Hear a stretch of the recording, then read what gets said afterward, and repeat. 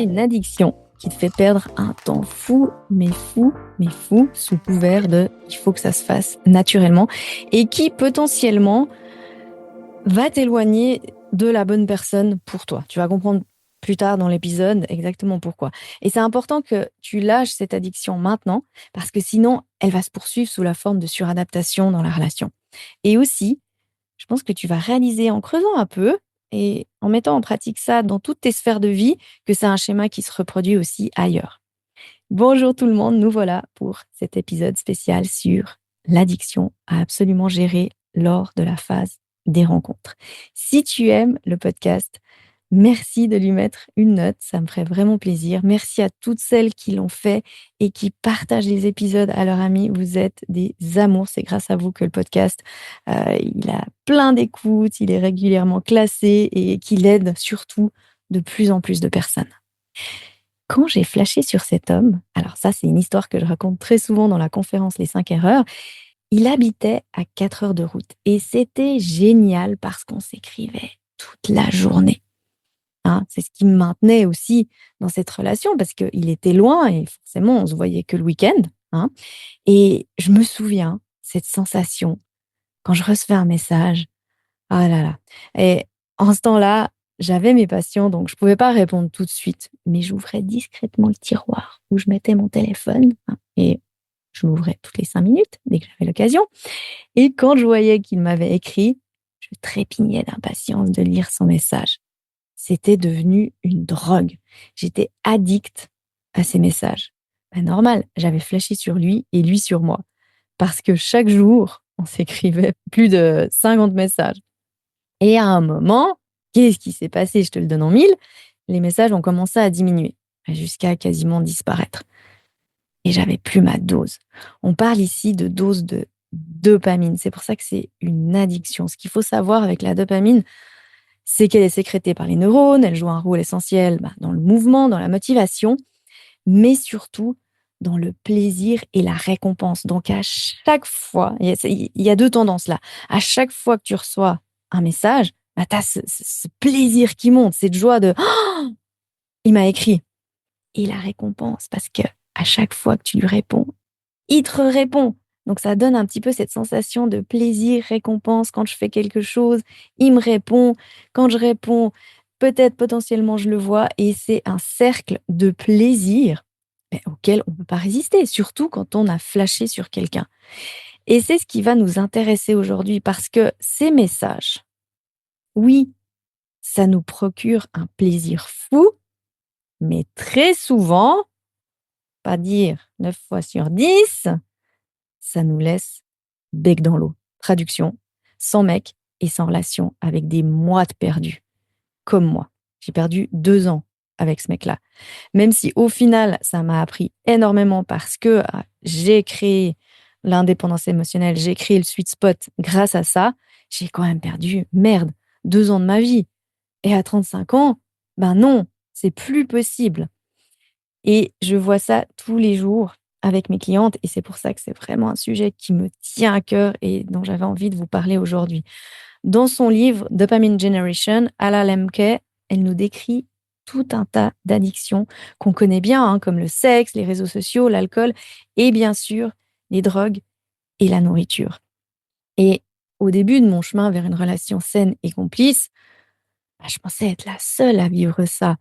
Et j'en avais un peu honte, mais au final, je me rendais pas du tout compte à l'époque que c'était une addiction. Pour moi, c'était normal. Tu rencontres quelqu'un, t'écris quelques messages, c'était normal.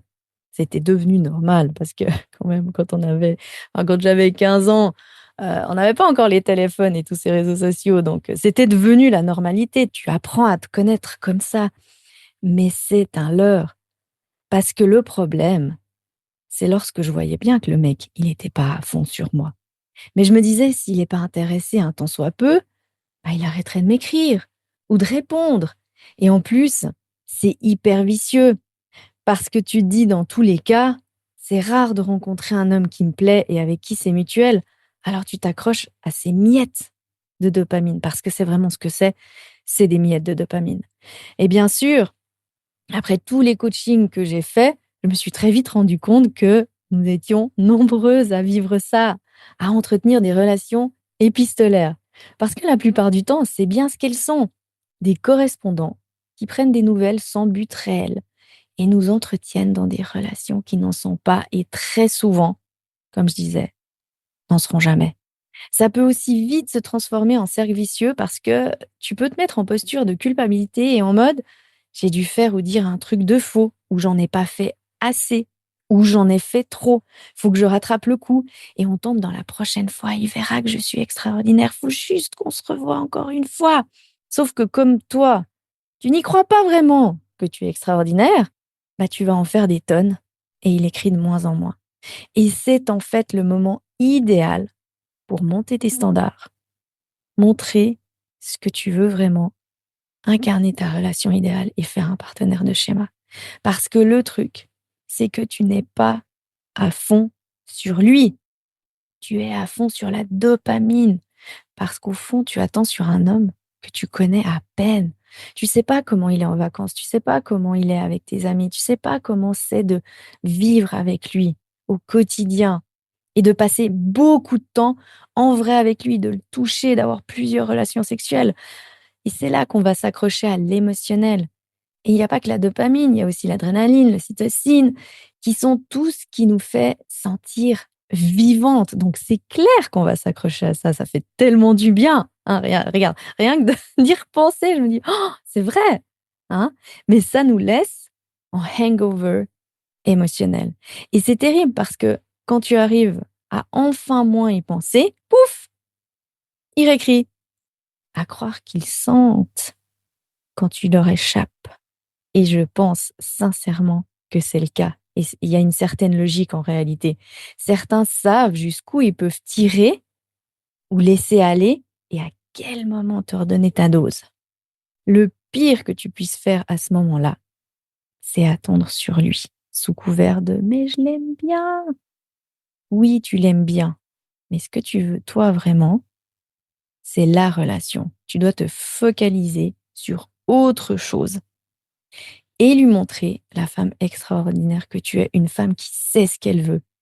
Et ne te laisse pas berner par ton mental qui va te dire «mais c'est bien comme ça se fait naturellement». C'est des conneries.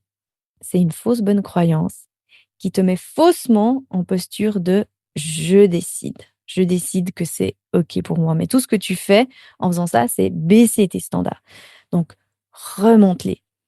Et une piqûre de rappel pour la fin, tombe amoureuse de lui tel qu'il est maintenant et non pas d'une chimère. N'attends plus sur quelqu'un qui ne veut pas la même chose que toi.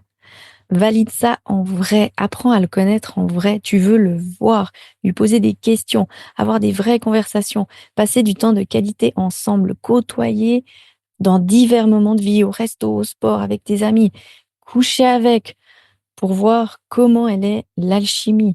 Parce que par message, tout est interprétation. Il n'y a rien de mieux pour valider que c'est le bon de le voir, le toucher, observer ses réactions en live pour te faire une vraie idée qui n'est pas basée sur des suppositions. Et surtout pas attendre 3 semaines entre les rendez-vous, que ça finisse par traîner 2 ans. Certaines de mes clientes, quand elles sont arrivées dans le cours, ça traînait depuis 5 ans. On veut pas brusquer les choses, bien sûr, hein, et stresser les gens, hein, bien évidemment. On reste dans notre sweet spot, mais on ne veut pas non plus que ça se transforme en on se voit un de ces quatre. Il n'y a rien de pire que ça, parce que tu perds des précieuses années de ta vie. Magnifique semaine à toi. Pour incarner ce dont je parle dans le podcast, tu as plusieurs options. Le livre Change ton schéma amoureux, que tu peux commander directement sur Amazon. Et pour aller plus en profondeur dans ton schéma avec des exercices concrets, le cours en ligne où j'enseigne la méthode complète Change ton schéma amoureux, où tu apprendras tout ce dont je parle dans le podcast et comment mettre en pratique, notamment partenaire de schéma, le sweet spot, la communication complice. Tu trouveras toutes les informations sur fannyjipa.com.